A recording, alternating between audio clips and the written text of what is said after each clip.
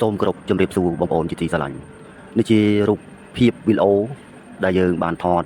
ថ្ងៃជប់លៀងបងប្អូនណាខ្ញុំក៏ចូលចិត្តដូចខ្ញុំនិយាយពីដំបូងអញ្ចឹងចូលចិត្តណាស់បង្កើតអនុស្សាវរីយ៍ដើម្បីឲ្យយើង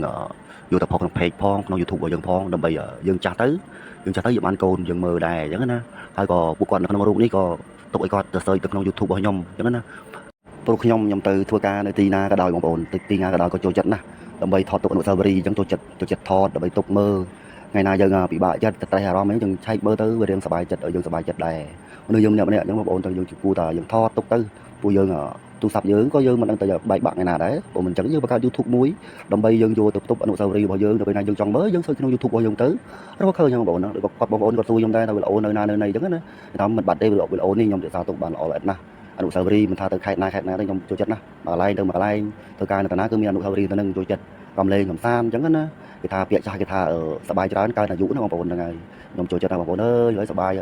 ថ្ងៃកម្មវិធីយើងជប់លៀងជុំគ្នាម្ដងមិនថាអ្នកអនាម័យអូជុំគ្នាទាំងអស់បងប្អូនរួមការងារអញ្ចឹងអូសប្បាយណាស់បងប្អូនមើលទៅទិដ្ឋភាពហ្នឹងដឹងថាសប្បាយបងប្អូនណាវីដេអូក៏មានប៉ុណ្ណឹងបងខ្ញុំជួបគ្នានៅវីដេអូក្រោយទៀតអរគុណ